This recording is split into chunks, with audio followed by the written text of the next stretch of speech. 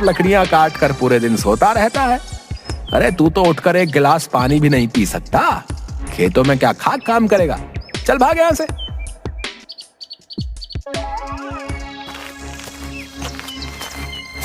बबलू रोता हुआ उदास अपनी कुल्हाड़ी लेकर जंगल की ओर चला आया और एक पेड़ के पास जाकर लकड़ियां काटने लगा।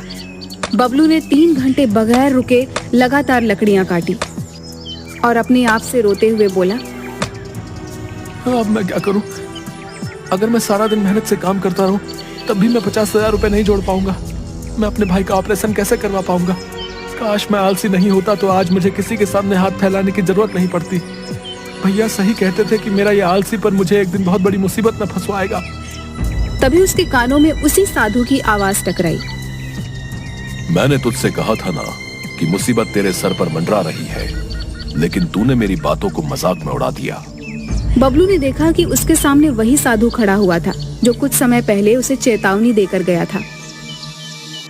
आपने सही कहा था पापा, मैं वाकई बहुत बड़ी मुसीबत में फंस गया हूँ। मेरे भैया की तबीयत सही नहीं है। डॉक्टर ने 50,000 का इंतजाम करने को बोला है। मैंने हर गांव में हर किसी से मदद मांगी, मगर सबने मेरी मदद करने से साफ इनकार कर दिया। इस दुनिया में कोई किसी की बेवजह मदद नहीं करता बबलू।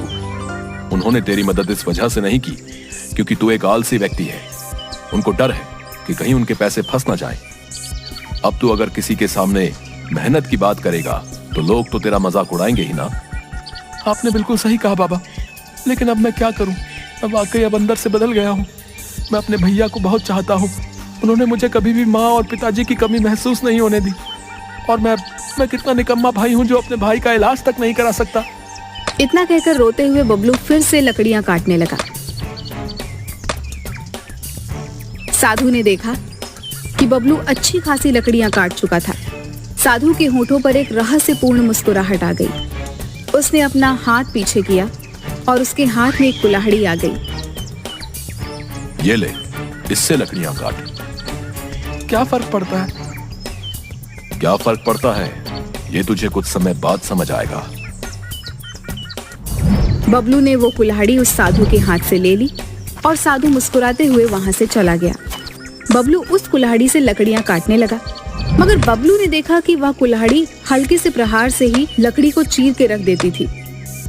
अरे वाह, ये कुल्हाड़ी तो कमाल है। मेरे इतने धीरे से मारने पर भी लकड़ी के 2 टुकड़े कर दिए। अब तो मैं जल्दी जल्दी लकड़ियां काट कर बेच सकता हूँ। बबलू को बहुत कम मेहनत करनी पड़ रही थी। देखते ही देखते उस दिन बबलू ने बहुत सी लकड़ियां काट दी और उन्हें बाजार में बेच कर आ गया। बबलू को उसी दिन 5,000 रुपए की बोनी हुई।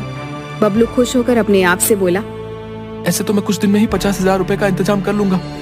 अब कल से मैं और दुगना काम करूंगा ताकि मैं भैया का जल्द से जल्द ऑपरेशन कराकर उनका इलाज करा सकूं। अगले दिन बबलू सुबह 5 बजे ही जंगल पहुंच गया। आज से मैं सुबह सुबह ही सूखे हुए पेड़ ढूंढकर लकड़ियां काटना शुरू कर दूंगा। बस भाई एक बार ठीक हो जाए, आराम तो तब भी कर लूंगा। हाँ। और शाम तक लकड़ियां काटता रहा और उन लकड़ियों को बेच आया। पर उस दिन लकड़ियों की बिक्री 15,000 रुपए की हुई। 3-4 दिनों के अंदर ही बबलू के पास 50,000 आ गए। बबलू तुरंत अपने बड़े भाई को डॉक्टर के पास लेकर चला गया और 50,000 रुपए डॉक्टर के हाथ में रखकर बोला, ये लो डॉक्टर साहब, पूरे 50,000 रुपए। अब जल्दी से जल्दी मेरे भैया का ऑपरेशन करके उन्हें सही कर दो। ये तुमने बहुत अच्छा किया बबलू। अब तुम्हारे भैया बहुत जल्दी सही हो जाएंगे। डॉक्टर ने गुड्डू का ऑपरेशन कर दिया और देखते ही देखते गुड्डू कुछ ही दिनों में तंदुरुस्त हो गया और बबलू ने भी तब तक बहुत पैसे कमा लिए थे। मेरे भाई की मेहनत और कमाई से आज मैं ठीक हुआ हूँ। इससे ज्यादा खुशी मुझे कभी नहीं मिल सकती भाई। धन्यवाद। ये कैसी बातें कर रहे हैं भैया आप? ये तो मेरा सौभाग्य है कि मैं आपके काम आ सका और आपके साथ से ही ये संभव हुआ है जो मुझ जैसा आलसी इंसान काम करने लगा। मेरे भाई, अब तुम मेहनती हो गए हो। जैसा आप कहो भैया। वह अभी भी रोज लकड़ियां काटने जाता था। एक रोज